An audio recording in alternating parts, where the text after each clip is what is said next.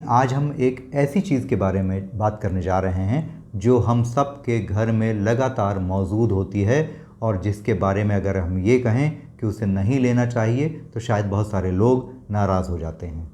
और वह चीज़ है दूध और दूध से बने प्रोडक्ट्स जैसे छाछ, दही, पनीर, दूध। बहुत सारे लोग मुझसे ये सवाल पूछते हैं कि आप दूध के बारे में इतनी सारी बातें बोलते रहते हैं, तो क्या दूध हमारे लिए ज़रूरी नहीं है, हमारे हड्डियों के विकास के लिए, शरीर को कैल्शियम देने के लिए? तो मैं उनसे आज एक सवाल करना चाहता हूँ कि इस पृथ्वी पर कौन सा ऐसा अन्य जानवर है जो किसी दूसरे जानवर का दूध पीता है?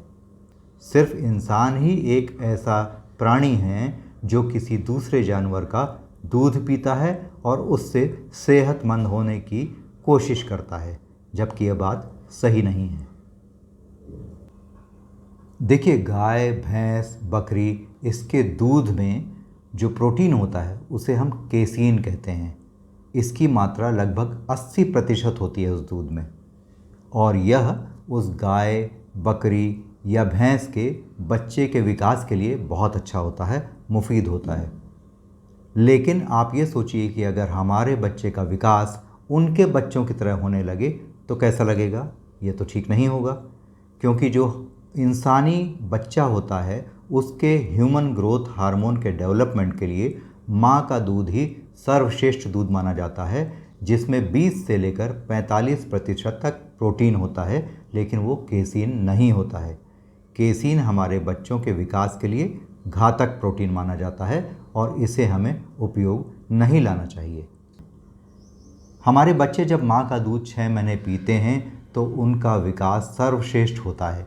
इसके बाद हमें धीरे धीरे फलों का जूस, नारियल का पानी, दाल का पानी और राइस इंट्रोड्यूस करना चाहिए उसकी डाइट में। इससे उसका विकास अच्छा होगा, उसका मेटाबॉलिज्म अच्छा होगा और आप यकीन मान के चलिए कि उसका ब्रेन डेवलपमेंट भी बहुत अच्छा होगा।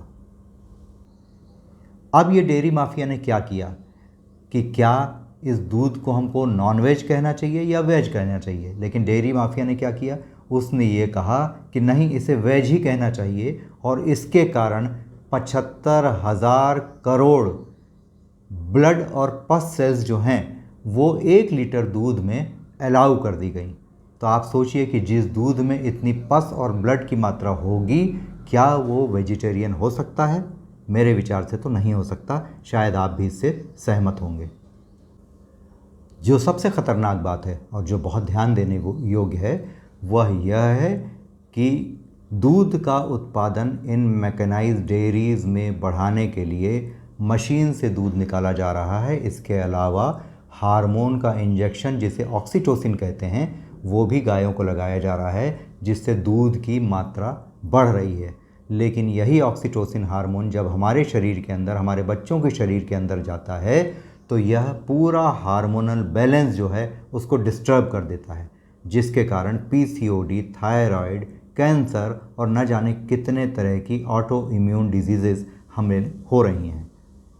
और सबसे ख़तरनाक चीज़ यह कि हमारी बच्चियों में इस दूध के कारण ही पीरियड का ऑनसेट यानी पीरियड का आरंभ बहुत कच्ची उम्र में हो जा रहा है, जो बेहद घातक है। इसीलिए हम कहते हैं कि अगर आपको दूध बहुत ज़्यादा पसंद है, आपको दूध पीना ही है, तो आप देसी गाय का ऐसा दूध पीजिए जिसे आपकी देख रेख में हरा चारा खिलाया गया हो, कोई ऑक्सीटोसिन का इंजेक्शन न लगाया गया हो। भले वह दूध कम दे, 1 लीटर दे, 2 लीटर दे, लेकिन वही दूध आपके लिए कुछ हद तक बेहतर हो सकता है, वरना दूध की आपको कोई ज़रूरत नहीं।